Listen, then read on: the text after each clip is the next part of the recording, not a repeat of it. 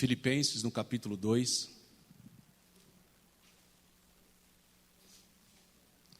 Após Gálatas, Efésios, Gálatas, Filipenses, antes de Colossenses, Tessalonicenses.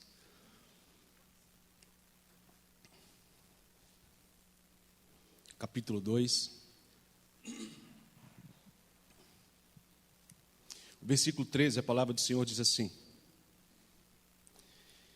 pois é Deus quem produz em vós tanto querer como realizar, de acordo com a sua boa vontade.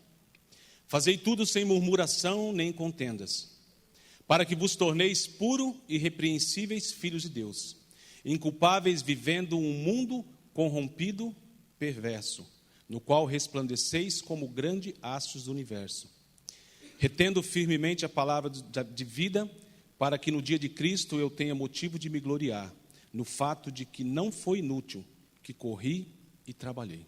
Amém? Até aqui. Feche os teus olhos mais uma vez. Pai, em nome de Jesus, nós queremos mais uma vez orar a Ti, Pai. Te agradecer pelo privilégio de estar nesse lugar e te pedir que o Senhor venha a usar a minha vida da forma como o Senhor quiser, Pai. Tudo aquilo que eu preparei, tudo aquilo que eu busquei, Senhor, se não for essa a sua vontade, que o Senhor venha mudar, Pai, mas que seja nesta noite, neste lugar, feito a sua vontade, não a minha, Pai. Em nome de Jesus. Amém, queridos? Eu vou voltar nesse texto somente no final da ministração. E é interessante que eu pensando em algumas coisas durante esses dias, durante essa semana, eu comecei a analisar as ministrações que nós tivemos esse ano. Não que as ministrações do ano passado não foram boas, mas nós ouvimos falar sobre graça, sobre discipulado, sobre conversão e agora sobre dons e serviço. E todas essas ministrações, elas vieram para confrontar o modo como nós vivemos. E pelo menos na minha vida eu tive que mudar algumas coisas para me alinhar àquilo que foi ministrado nesse lugar, por homens e mulheres que Deus levantou nesse lugar para ministrar a sua palavra. E é interessante que quando eu comecei a pensar nessas coisas, se fosse dar um tema para a ministração hoje, seria como o cristão deve viver nos dias de hoje, um cristão verdadeiro. Porque cristão está cheio por aí. Tem muitas pessoas que se diz cristão, mas que verdadeiramente não vivem uma vida como cristão. Mas aí eu queria voltar lá no Éden, quando Deus criou Adão e Eva. É interessante que lá naquele momento, Adão e Eva, eles viviam num lugar propício para serem santos. A Bíblia diz que eles tinham intimidade com Deus, a ponto de Deus todos os dias descer no final do dia, no virar do dia, e passear com Adão. Talvez Adão ia contando tantas coisas para Deus, ele sem se preocupar em esconder as coisas, sem se preocupar em não dizer tudo, mas ele tinha uma perfeita intimidade com Deus. De repente, a Bíblia diz também que a serpente entrou naquele lugar, Satanás, e ele começou a colocar coisas na mente de Eva, coisas que ela não estava acostumada a ouvir, que ela nunca tinha ouvido. E de repente, através dessas coisas que foram colocadas na mente dela, ela simplesmente decidiu sair da plena vontade de Deus, sair daquele estilo de vida que ela tinha e ouvir a voz de Satanás. E a Bíblia diz então que eles pecaram. E hoje nós estamos aqui como pecadores no mundo. Mas é interessante que Eva, talvez na sua mente, talvez durante aquela conversa com a serpente, com Satanás, ela não imaginou que seria alguma coisa má que ela iria fazer. Muitas vezes o inimigo vem até a nossa mente, jamais ele mostra alguma coisa em nós que a gente vai fazer de errado, que a gente vai fazer de ruim. Os manjares de Satanás geralmente são coisas que aos nossos olhos são bons, que aos nossos olhos parecem perfeitos, parece bom, mas se nós verdadeiramente não tivermos o discernimento da palavra de Deus, nós vamos cometer a mesma coisa que Eva cometeu. A princípio, Eva estava num lugar que era fantástico, que eu e você gostaríamos de estar e que nós buscamos estar na glória. Que é um lugar de intimidade com Deus, com plena intimidade com Deus. Muitas vezes nós dobramos os nossos joelhos a conversar com Deus, a falar com Deus, mas nós muitas coisas escondemos, talvez por vergonha, talvez por falar, puxa vida, Deus, eu sei que o Senhor já sabe disso, mas eu tenho dificuldade em falar isso para o Senhor, de tratar essa área da minha vida com o Senhor. Isso é porque falta intimidade. De repente a Bíblia diz que Adão e Eva então foram colocados para fora do Éden e perderam essa plena intimidade com Deus. Daqui a pouco Caim mata Abel, o primeiro homicídio na face da terra. De repente eles começam a viver num mundo onde antes eles viviam segundo a vontade de Deus e segundo o querer de Deus, segundo a plena vontade de Deus, e de repente eles começam a viver num lugar onde eles começaram a ter que tomar decisões por si próprio, segundo a sua vontade, segundo o seu querer. Eles não tinham mais aquele recurso da intimidade com Deus, de buscar verdadeiramente a presença de Deus, de saber que Deus iria guiar eles por todos os caminhos, mas eles começaram a viver segundo a sua vontade. Há um texto que eu queria ler que diz assim: ao falar sobre o mundo, afirma que ele exerce uma atração sobre todos nós, com um suposto tesouro que vale a pena conquistar e possuir. Deste modo, o mundo e Deus se oferecem como tesouros alternativos. Se Deus fosse tudo para nós, o mundo nada valeria. Mas o contrário também é válido. À medida que se valorizarmos e amarmos o mundo, tornamos-nos inimigos de Deus. Sendo assim, mundo nesse contexto precisa ser compreendido como um sistema de valores que orienta os comportamentos humanos em completa oposição a Deus. É interessante que, nesse contexto, eu não quero fazer uma comparação entre Deus e o mundo e colocar os dois para serem comparados. Uma, porque o Criador não pode ser comparado com a criatura. Deus, ele é muito maior do que qualquer coisa que nós podemos imaginar. Mas o que eu quero colocar para nós nessa noite é a escolha que nós temos em escolher viver segundo o mundo ou viver segundo escolher Deus, segundo a vontade de Deus. E essa é uma escolha que depende de mim e de você. Eu sou num tempo que, quando eu me converti há 15 anos atrás, quando alguém ia ler a palavra de Deus, nós parávamos tudo e prestávamos atenção. Hoje, muitas vezes, quando vamos ler a palavra de Deus, a pessoa está fazendo tanta coisa que parece que a palavra de Deus perdeu o valor, perdeu o poder, perdeu a autoridade do próprio Deus, porque parece que não se tem valor para nós. Muitas vezes nós ouvimos a pessoa ler um texto, puxa, ele vai ler Salmo 23 de novo, eu já ouvi tantas vezes esse texto. Puxa, ele vai ler Jeremias 23, 13. Ele vai ler isso, ele vai ler aquilo, e a pessoa acaba deixando de ouvir a palavra de Deus. E nós precisamos voltar a ter a palavra de Deus como a própria palavra de Deus. Nós precisamos voltar a referenciar a palavra de Deus como palavra de Deus, respeitar a palavra de Deus e ter a certeza de que quando a palavra de Deus é lida, algo acontece.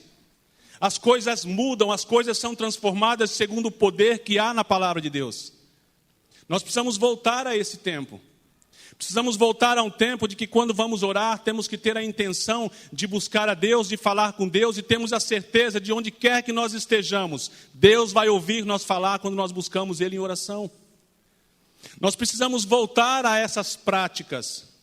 Hoje, muito tempo já foi colocado aqui que muitas vezes a pessoa pega aquele WhatsApp, pega o Facebook, pega essas internets e passa o dia inteiro mandando mensagem, conversando, batendo papo, dando risada. Mas quando nós pegamos a Bíblia para meditar, para ler, parece que é um peso. Parece que é tão difícil a gente começar a ler. Puxa, eu não leio a Bíblia porque eu não entendo. Eu não leio a Bíblia porque, olha, eu não consigo. A gente vai orar, parece que é uma dificuldade de falar com Deus.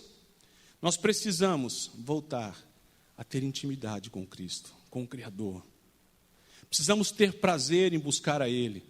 E não vir, por exemplo, à igreja como um sacrifício, como uma obrigação. Eu vou porque se eu não for, a Priscila vai falar. Eu sou músico, eu canto aqui, eu sou o Tiago. Se eu não for lá, puxa, a Priscila vai ligar para mim, vai perguntar por que eu não fui, eu vou ter que dar aquele monte de explicação. Então eu vou. Não. Se for para vir assim, não venham. Não é dessa forma que Deus nos quer nesse lugar. Deus nos quer, como Davi pediu a Deus, se eu não me engano, no Salmo 42, com o coração quebrantado e com o espírito reto. Verdadeiramente na busca de buscar um Deus vivo, real e verdadeiro, que continua sendo o mesmo Deus que sempre foi lá atrás. Aquele mesmo Deus que tinha intimidade com Adão e com Eva, Ele continua o mesmo Deus hoje, Ele quer ter intimidade com você. Mas é preciso que em nossos corações haja mudança, haja transformação. Oh, glória a Deus. Dentro desses dois contextos, entre escolher o mundo ou escolher a Deus, qual você tem escolhido? Responda para você. É lógico que se eu perguntasse aqui, levante a mão toda, ia falar, não, eu escolhi a Cristo. Mas no final eu vou fazer uma pergunta que nós vamos revelar isso. Isso assim, cada um de vocês. Há um texto em 1 João, no capítulo 2, versículo 15, não precisa abrir não. A palavra de Deus diz assim: não ameis o mundo, nem as coisas que há no mundo. Se alguém amar o mundo, o amor do Pai não está nele. Porque tudo que há no mundo, a concupiscência da carne, a concupiscência dos olhos e a soberba da vida, não procede do Pai, mas procede do mundo. Ora, o mundo passa como a sua concupiscência. Aquele que faz a vontade de Deus permanece eternamente. É interessante que em Gálatas, no capítulo 5, fala sobre o fruto do Espírito e sobre os frutos da obra. Capítulo 5, versículo 19, fala assim: ora, a obra da carne são manifestas em imoralidade sexual, impurezas, libertinagem, idolatrias, feitiçaria, ódio, discórdia, ciúme, ira, egoísmo, distensões, facções, inveja, embriaguez, orgias e tudo quanto se parece com essas perversidades, contra as quais vos advirto, como já vos preveni antes. Os que a praticam não herdarão o reino de Deus. Tudo isso que eu falei está nessas concupiscências da carne, nessa vontade carnal, nessa vontade de fazer segundo aquilo que nos agrada e não segundo aquilo que agrada a Deus. Esse desejo de buscar mais as coisas que não nos edificam do que buscar as coisas que nos edificam. Nós vivemos num mundo onde nós olhamos muitas vezes para as telinhas onde se diz que é pregado a palavra, e de repente a gente vê, antigamente, Pedro invocando o nome de Jesus e falando assim: levanta e anda, ser curado, volte a ver.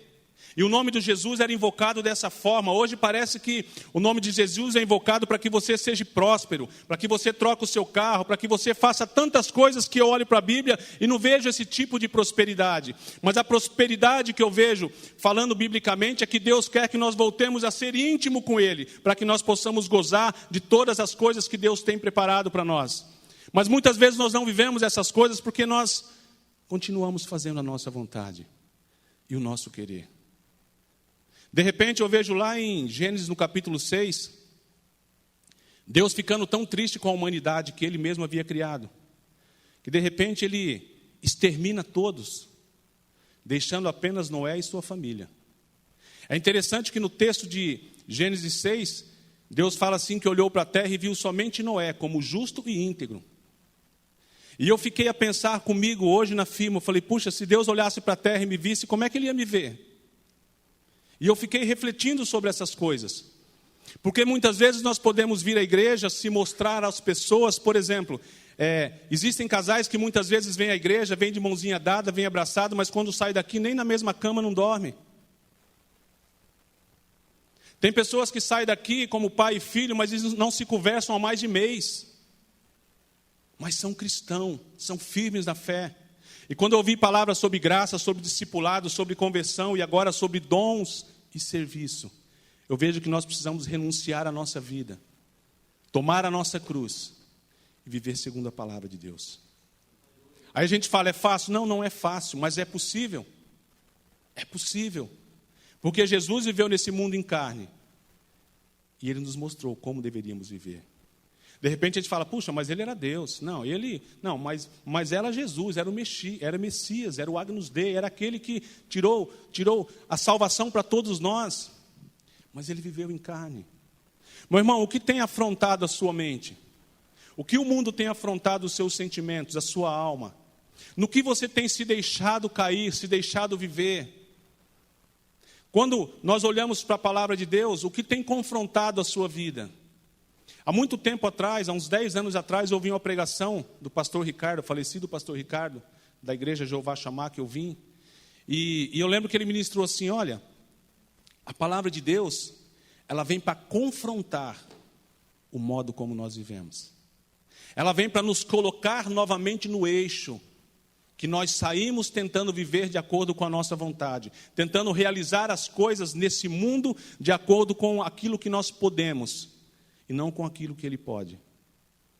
E muitas vezes nós passamos por aflições, por dificuldades, por problemas, porque Deus sabe que quando nós estamos em dificuldade, aí nós buscamos a face dEle. Porque nós olhamos para todos os lados, para todos os cantos, e não encontramos socorro.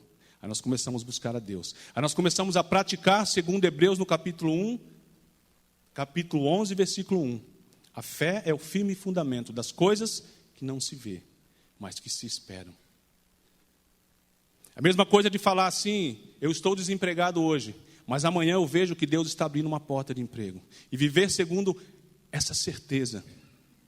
De ter a certeza de que Deus continue a cuidar da gente, continue a nos manter, a nos colocar segundo a vontade dEle e não segundo a nossa vontade. É interessante que a Bíblia também diz no capítulo 1 João, que nós já lemos no capítulo 2, versículo 17, ora, o mundo passa, bem como a sua concupiscência. Aquele que faz a sua vontade, que é aquele que faz a vontade de Deus, permanece eternamente. É interessante que todas as coisas que nós conquistamos nessa terra, podemos conquistar casas, apartamentos, bens, sermos homens mais ricos do mundo, mas essas coisas vão passar e vão ficar aqui. O que vai permanecer é o reino de Deus. E se nós estivermos focados nessas coisas, se nós estivermos olhando para essas coisas, se nós estivermos cobiçando essas coisas a ponto de colocar essas coisas acima de Deus, o texto diz que nós não herdaremos o reino de Deus. Isso é interessante, porque a Priscila já falou aqui, João no capítulo 3, versículo 16, Deus amou o mundo de tal maneira que deu o seu próprio Filho, para que todos aqueles que nele creiam não pereçam, mas tenham a vida eterna. Quando nós aceitamos a Cristo como único e absoluto Salvador, nós somos salvos. Fazemos essa declaração. Quando nós nos batizamos, nós confirmamos que Jesus é o nosso Senhor. Mas o modo como nós vivemos, dia a dia, não só na igreja, mas lá fora, no trabalho, na rua, no banco, é que nos mostra se nós verdadeiramente herdaremos o reino de Deus ou não. Amém, queridos?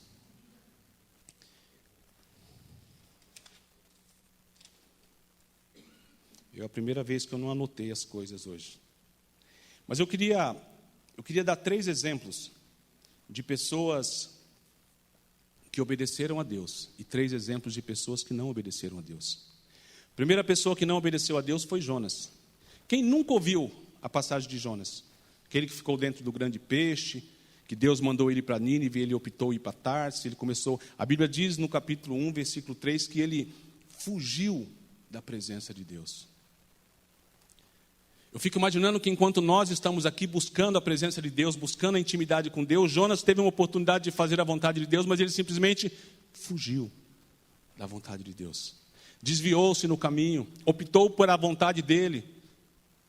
Segundo o coração de Jonas, ele falava assim, não, o Senhor é um Deus misericordioso, o Senhor é um Deus que... O Senhor vai mudar de ideia, não adianta eu ir lá. Ele queria começar a mandar em Deus, a fazer que Deus fizesse a vontade dele, não que ele fizesse a vontade de Deus. E ele tomou um navio e foi para Tarsis. E aí aconteceu tudo o que aconteceu. De repente, ele tomou uma posição. Então tá bom, Deus. Orou lá de dentro do grande peixe. Deus mandou ele para Nínive. Ele foi. E ele tomou, tá bom, vou fazer a sua vontade. A Bíblia diz, e segundo a história, que para você percorrer Nínive, você gastaria 3 dias. A Bíblia diz que ele foi correndo, e em um dia ele fez todo o percurso. Imagina como é que foi essa anunciação do Evangelho lá em Nínive. Ele correndo e falando, Deus salva e tal, e saiu correndo. Você imagina como que foi?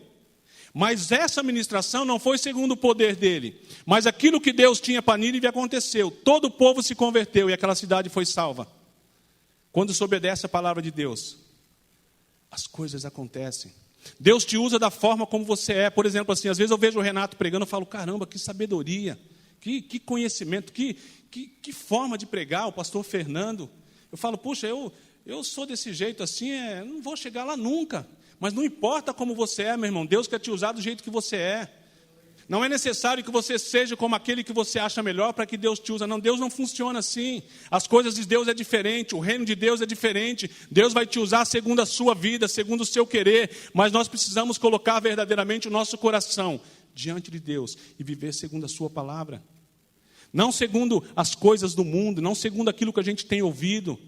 Não invocando Deus apenas para prosperidade, não invocando a Deus apenas para campanha. Se você fizer os 7 dias de campanha, você vai ser vitorioso. Seu marido vai vir para a igreja. Quer dizer que se você faltar um dia, Deus não vai operar?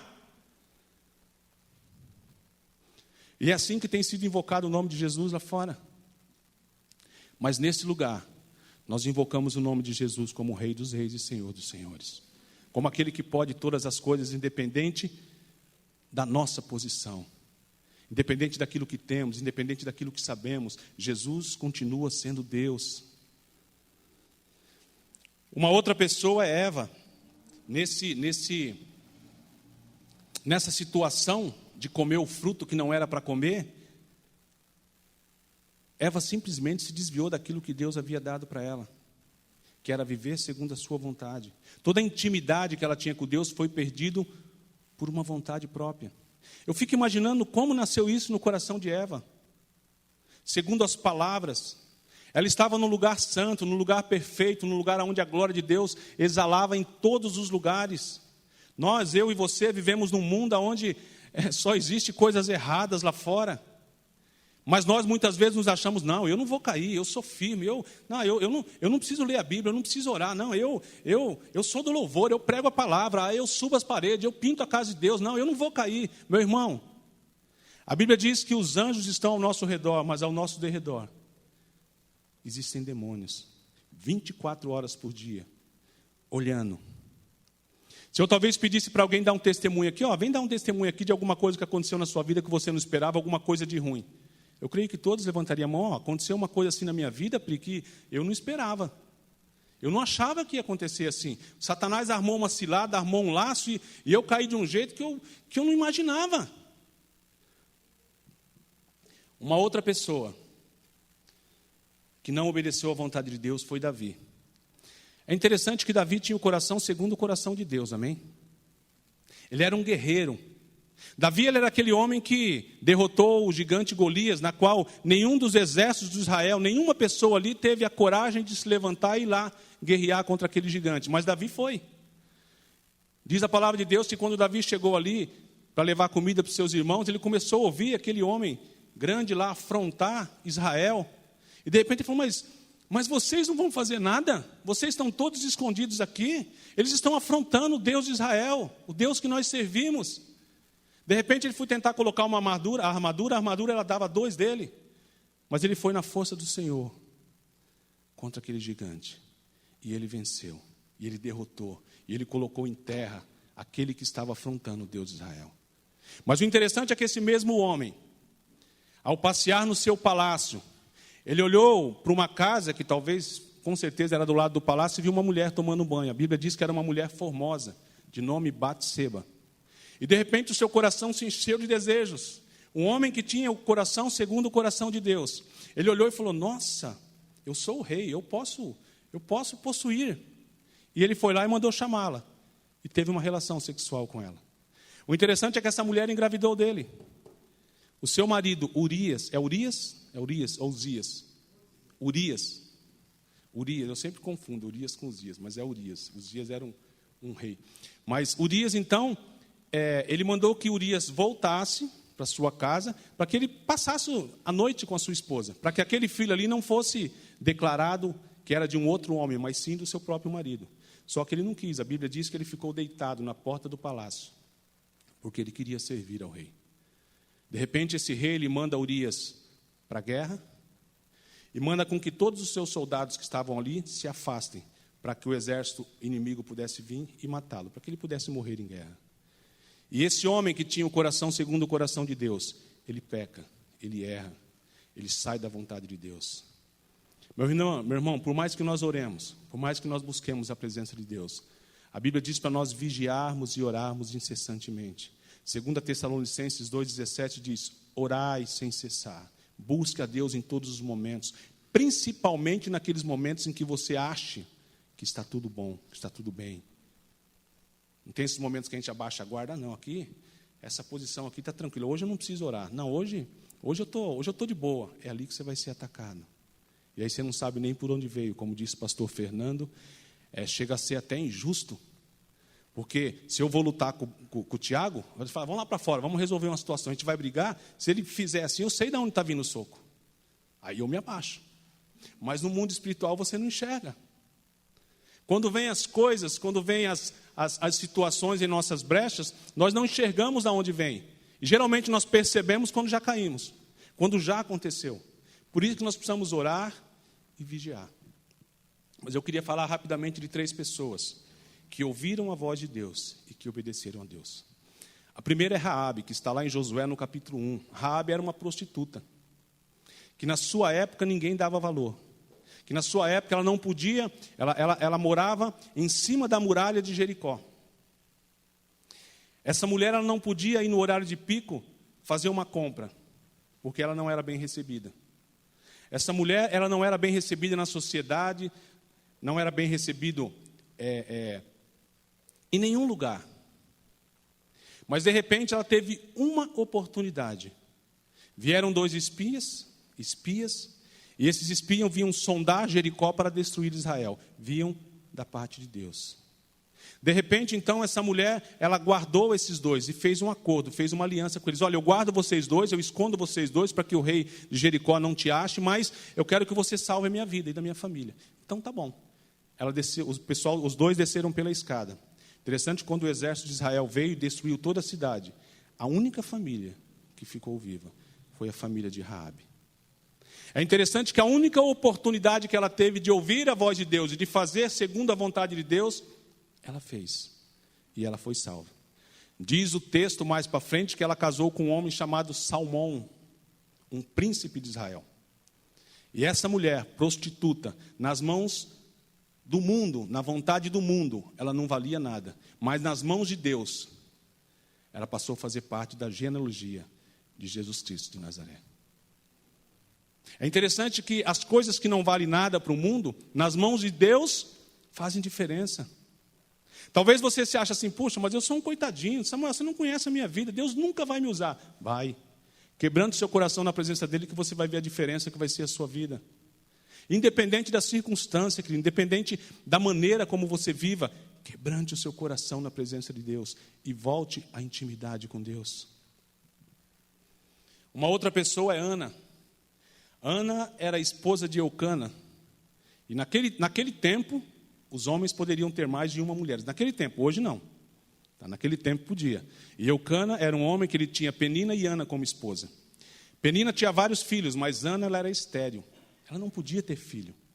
E Penina, diz a palavra de Deus, que ficava caçoando dela.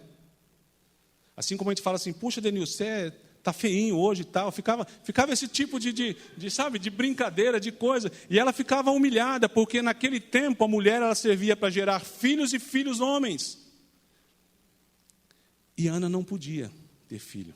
A palavra de Deus diz que um dos dias, quando Eucana e sua família subiram para adorar a Deus no templo, é interessante que Ana ela estava tão amargurada que ela não chegou nem a comer. A Bíblia diz que ela entrou no templo, o sacerdote Eli estava ali sentado à porta, e ela começou a orar a Deus. E na sua oração não saía som do seu lábio, mas o coração dela estava quebrantado.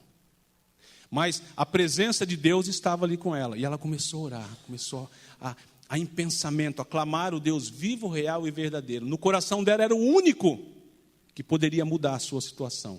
E ela apostou todas as fichas que ela podia. Ela colocou tudo aquilo que ela tinha na vida. Não, Deus vai mudar a minha situação. De repente, da forma como ela estava orando, Eli achou que ela estava embriagada. Se afaste do vinho, mulher, porque você está aí, você parece uma doida aí, orando desse jeito aí, sem falar nada, mexendo só a boca, você parece que está com raiva. Isso aí é eu que estou colocando, não é o texto que fala. Mas Eli começou a falar para Ana dessa forma. O interessante é que Ana falou, não, eu não estou bêbada, mas eu estou aqui na presença, me derramando na presença do meu Deus, do meu Senhor. E aí Eli deixou ela em paz. Mas Eli falou algo interessante, que ele falou assim, que Deus faça segundo a tua oração. E é interessante que Ana teve um menino e colocou um dos nomes mais bonitos do mundo, Samuel. Isso é maravilhoso. Posso ouvir um amém, irmãos? E é interessante que Samuel ele foi o maior juiz da sua época. Ele foi um profeta. Mas interessante que quando a gente continua lendo o texto, a gente vai ver que Ana ela teve outros filhos e filhas. Uma mulher que era estéril, que vivia sendo oprimida no seu tempo, que vivia sendo ridicularizada no seu tempo, quando ela verdadeiramente se pôs na presença de Deus, Deus fez a diferença na vida dela. E o último que eu queria falar era Daniel. Daniel é um menininho que ele foi sitiado em Jerusalém, sitiaram ele, mais alguns jovens, né? Dizem, não sei se eu estou certo, Fê, que Daniel tinha em torno de 15, 17 anos, não sei se é isso. Não? Tanto faz. Era um jovem. Entre 10 e 20 anos. Pronto, aí a gente não era. Mas, de repente, para servir ao rei, queriam dar a comida que o rei comia. E ele falou, não. Nós não queremos se misturar. Aí conversou com o copeiro e falou, vamos fazer um teste. Durante tanto tempo aqui eu vou comer somente os vegetais, somente os legumes, somente essas coisas aqui. E no final desses dias, se a nossa aparência não estiver melhor do que a dos outros que estão comendo o que você está ordenando aí, então nós vamos comer. E aí ele se separou para Deus. A Bíblia diz que em vários momentos na vida de Daniel, ele optou em continuar a servir a Deus, mesmo estando num território estranho, mesmo estando sobre leis que não eram as suas leis, mesmo servindo a um rei que não era o seu rei, mas ele continuava servindo ao Rei dos Reis e ao Senhor dos Senhores. Por isso ele continuava tendo vitória. Amém, queridos? Quem você está servindo? Ao mundo ou a Cristo? Se nós passássemos um filme aqui, domingo, Fê, 19 horas, nós vamos passar um filme do Samuel. Todas as coisas que eu faço, fora da igreja, como será que seria esse filme? Será que Deus seria glorificado ou humilhado? E se Deus olhasse para você e falasse assim, puxa, eu vou passar um filme da sua vida na igreja, posso? Você deixaria? Não precisa responder. Mas você permitiria? Irmãos, todo o Antigo Testamento, todas as coisas que Deus propiciou ao homem, era para que o homem voltasse a ter intimidade com Ele. Mas parece que todas as coisas falharam, parece que todas as coisas não deram certo, parece que as pessoas não deram valor para aquilo que Deus havia feito em relação a voltar a ter intimidade com Ele. Todas as vezes que Deus levantava um profeta, um rei, toda vez que Deus abençoava a nação, as pessoas parecem que não davam valor. Quando Moisés subiu ao monte para Deus escrever as 10 leis, a Bíblia diz que ele demorou um tempo lá em cima, de repente o povo precisava adorar alguma coisa, e falou assim, olha Josué, vamos construir um bezerro de ouro para a gente adorar, porque a gente precisa adorar alguma coisa. Moisés morreu e não vai voltar mais. E aí quando Moisés desceu, viu aquele povo adorando a um bezerro de ouro. Eles esqueceram tudo aquilo que Deus já havia feito com ele. E eu queria voltar àquele texto do início, Filipenses, para a gente estar terminando. Capítulo 2.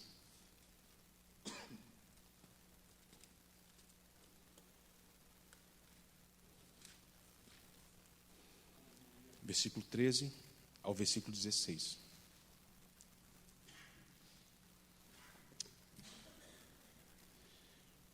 Pois é Deus quem produz em vós tanto o querer como o realizar, de acordo com a sua boa vontade. Fazei tudo sem murmuração, nem contendas, para que vos torneis puros e irrepreensíveis filhos de Deus, inculpáveis, vivendo em um mundo corrompido, perverso, no qual resplandeceis como grandes astros do universo, retendo firmemente a palavra da vida, para que no dia de Cristo eu tenha motivo de me gloriar no fato de que não foi inútil que corri e trabalhei. Meu irmão, a única coisa que eu quero falar desse texto é sobre murmuração. O que é murmuração? Por que nós murmuramos? Por exemplo, assim, se eu pedir para o Tiago vir aqui tocar um violão, para o Bruno, para o Paulinho, eles vão vir e vão tocar. Por quê? Porque é algo que eles gostam, eles não vão murmurar disso. Mas, quando nós temos que fazer algo que nós não estamos acostumados a fazer, que é difícil, então a gente murmura. Então a gente questiona. Então a gente fala mal. Por exemplo, eu trabalho numa ferramentaria. E lá eu trabalho como retificador ferramenteiro. Então, tem diversos tipos de serviços que eu faço. Mas tem serviços que são ruins de fazer, que detêm um pouquinho mais de capricho, que você perde mais tempo, que qualquer coisinha você acaba fazendo errado aquele serviço. E aí, muitas vezes, eu me pego murmurando. puxa, eu podia estar fazendo aquilo ali, não esse aqui. Hoje é sexta-feira, vai vir o final de semana, eu estou aqui nessa encrenca aqui e tal. E a gente começa a murmurar sem perceber. A murmuração faz com que nós encontramos com uma outra pessoa e começamos a falar mal, talvez, de uma outra pessoa. Tiago, ele fala no capítulo 3, para nós tomarmos cuidado se nós conseguimos refrear a nossa língua. E ele compara a nossa língua como um leme de um navio. Ele compara a nossa língua com aquele, não lembro o nome, aquele cabresto de um cavalo, que para onde você vira, ele vai. Então ele diz que se nós conseguirmos controlar a nossa língua, então nós vamos controlar todo o nosso corpo. Como temos usado a nossa língua? Temos usado para abençoar vidas ou para fofocar de vidas? Para falar mal? Para dizer que não presta, para dizer que não vai conseguir? Eu conheço pai e pais que olham para os filhos e falam assim: você não vai ser nada, você nunca vai estudar numa boa escola, você nunca vai conseguir nada na vida. Aí essa criança cresce e vai fazer o quê? O pai é a autoridade espiritual sobre o filho e declarou sobre a vida do filho. Então, aprendam a abençoar as vidas das pessoas. Se alguém vier comentar alguma coisa com você que é fofoca, que é coisa que não edifica, fala assim: olha, não quero ouvir não. Vamos orar por essa pessoa para Deus transformar a vida dela. E assim nós vamos ser irrepreensíveis, filhos de Deus, nesse mundo corrupto. Amém?